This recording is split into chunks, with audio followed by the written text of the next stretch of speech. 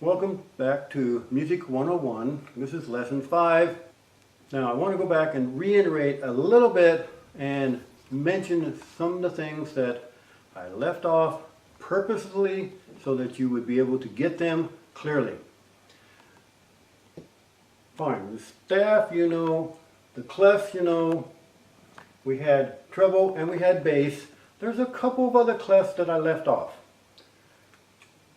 It's because if you're going to write for orchestra, then you need to know those clefs. If you're going to write and play piano, then you only need to know those two. What are the other clefs? The other clefs look like this.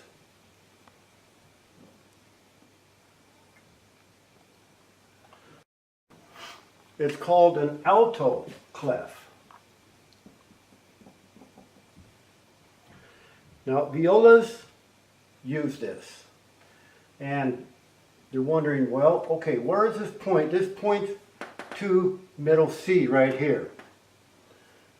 There's another clef that cellos and bassoons use, and it's called a tenor clef. Looks the same, except the C is up there. Like I said, you're not going to be using these if you're going to be playing piano or even guitar. You're only going to be using the one clef. But these are the other clefs. Okay, and those clefs are called C clefs because they point where the middle C is. Now I want to go back to the C chord. You should know that very well by now. Okay, C, E, and G. C, E, and G. Now I want to ask, what would happen if I took the C out of here and put it up here? Would it still be a C chord? Well, some of you are saying yes, others are saying no. The answer is yes. It still has the letters C, E, and G. It's only that now it's starting on the third of the chord. Remember, we went 1, 3, 5. So it's starting on the third of the chord. Now, when you flip something, you invert it. Don't invert your car. So this is called first inversion. First inversion.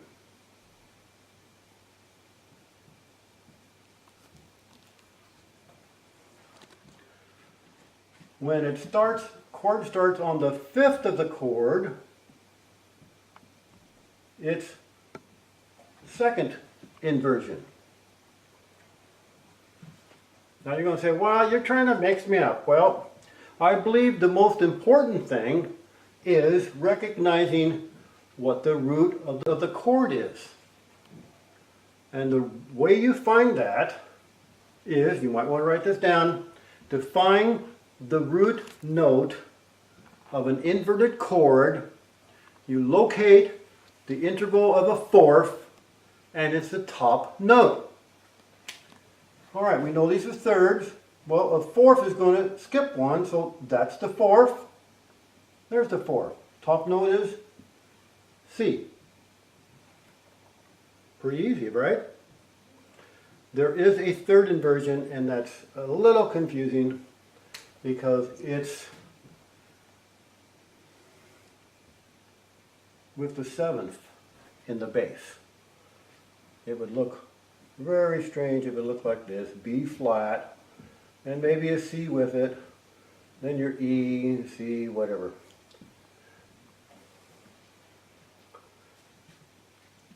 But you could look here and say, well, B flat to E, well, that would be, that's the interval of a fourth, so could it be E? Well, no. E, G, and B flat would be diminish. It would throw you way off. It's called third inversion. It's when the inversion starts with the seventh in the bass. You shouldn't have to worry too much about that. Now I'm going to write a few inverted chords, and then hopefully you're going to identify them. Okay, let's see how well you do with identifying these. what do we got here? Well, this is the integral of a fourth, so we have C, E, and G, the C chord. What do we have here? F, A, and D. Here's the integral of a fourth, so that's a D minor. Remember in the natural scale, the D minor was, the D was the minor chord. Here we have G sharp, B, and E. Well, E is the fourth. With the sharp, it makes it an E major chord. Here we have A, D, and F sharp. Well, the F sharp makes that a major up there. It's a D major chord. Here we have G, B, and D, major chord. Here we have A, C, and F. F, F, A, C. Well, that's a major chord. E, A, and C sharp, A, major chord. Okay, let's listen to this.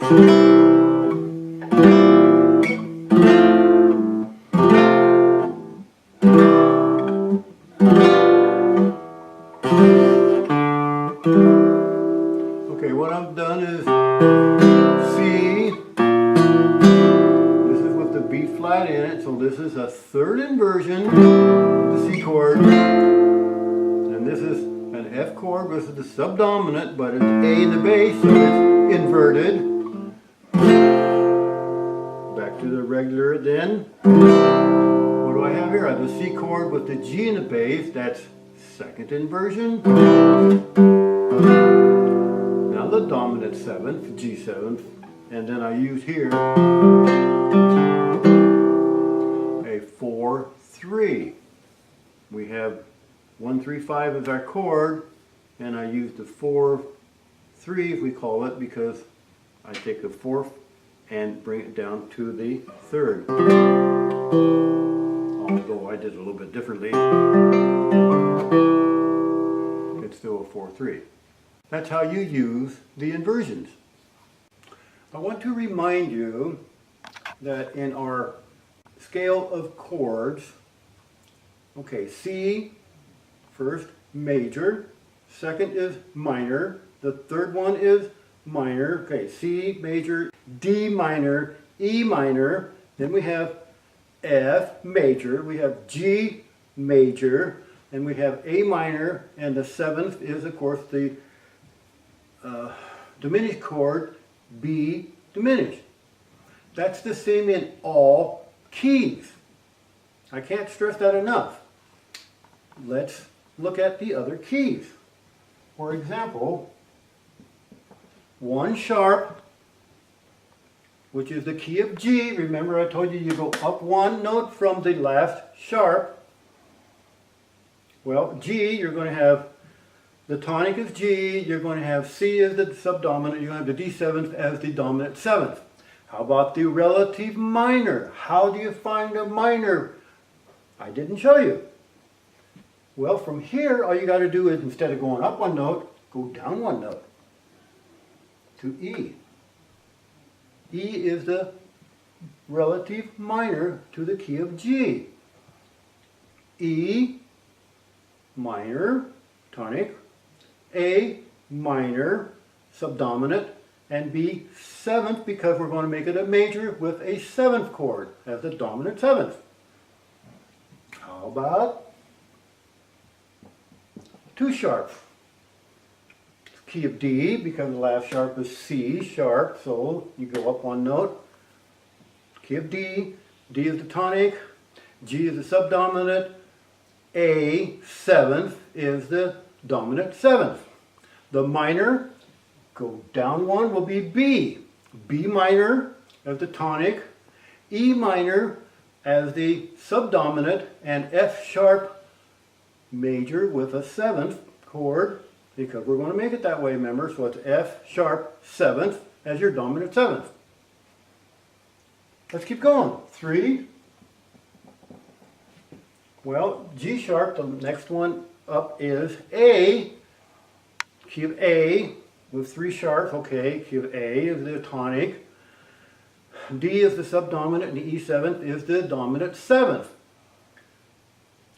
The minor, let me show you a different way of doing it. We know it's in the key of A already with 3 sharps. Go down a minor third. Oh, go down a minor third. Well, minor third is going to be F sharp. Remember, the sharp is still in the key signature. So it's the minor of F sharp. F sharp minor is the tonic.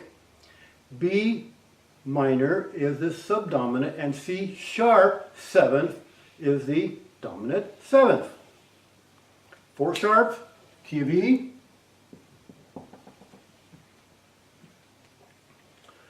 Okay, E tonic, A subdominant, B seventh is the dominant seventh. The relative minor in this key is go down a third, minor third. It's going to be C sharp minor. C sharp minor is the tonic. F sharp minor is the subdominant. G sharp seventh. It's going to be made a major with a seventh chord. Is the dominant seventh. Let's look at the flat. First flat. You remember we did that way back, what, second lesson? Is the key of F. I said that's one you have to know.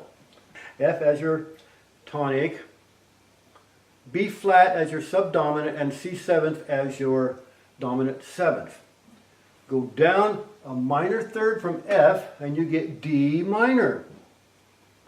Guitar plays in D minor quite a bit, so does other things. D minor as your tonic, G minor as your subdominant, and A seventh again as your dominant seventh. I'll do one more flat. Remember this B, E, A, D, G, C, B, F? Well, B, E. So the next to the last flat is the key that's going to be in. So this is going to be in key of B flat. Well, B flat as your tonic, E flat as your subdominant, and F seventh as your dominant seventh.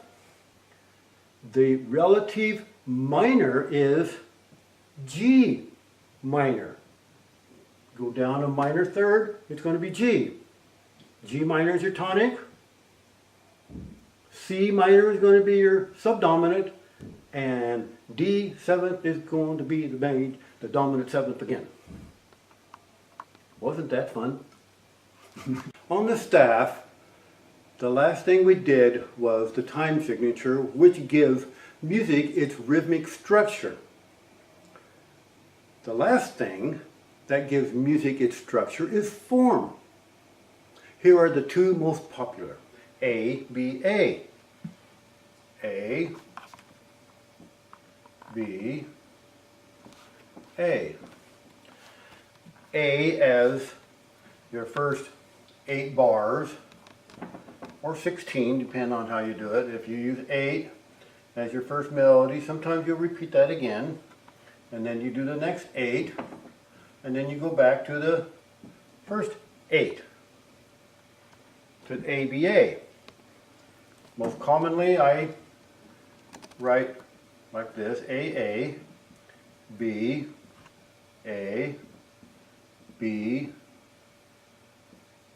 A, and maybe another B and A.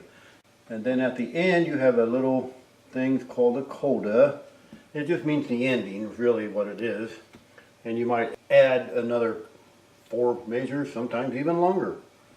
Beethoven always had a big long ending. It seemed like he had a whole new piece at the end. So ABA is very common. It's what all of your pop songs are today, mostly. The other one is Theme Variation, which is just what it says. It's sort of explanatory because you take a theme and then you make variations on it.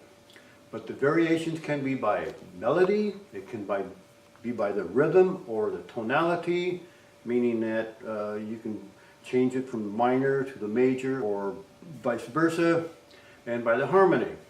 Any and all may be combined in the same variation.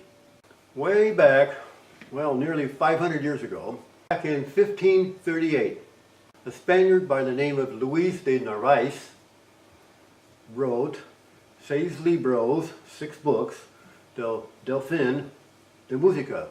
Within it is the first example of theme and variation. Yeah, 500 years ago. And it was written for the guitar. Well, what they call the guitar is the forerunner of the guitar. It's called the vihuela. It's where the guitar has the female shape and it had 6 strings. And it was a plucked instrument. The way it's written is in a tablature. This is Probando number 1 by Luis Milan. It was published in 1535. As you can see, there are 6 lines which represent the 6 strings, and O means the open, 2 means the 2nd fret, 3 means the 3rd fret, and the top is the rhythm. You can see this is a whole, these are half, here's your quarters. Now we're going to look at a modern day version of the same thing, only this is called cifra. The gypsies still use this, and many other people that don't know how to read music can follow this because it's got the 6 strings. Look at here, if you can see these numbers, it's 1, 2, 3, 4, 5, 6. It has the time signature, and the rhythm is very strict. It's very difficult to even follow sometimes. You can see it's going 3-4, then it goes to 6-8, then it goes 3-4, then 6-8. But look at the rhythm. Now it's put together like our notes do today. But this is called cifra.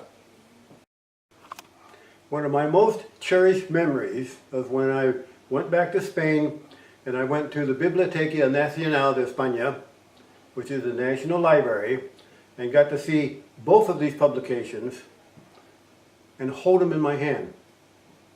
Now this is something that I just put together, and we're going to use it to write it next time. It goes like this.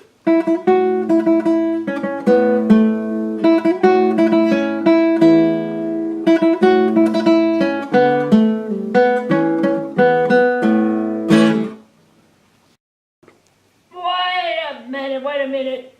Will you do that again? I didn't get it.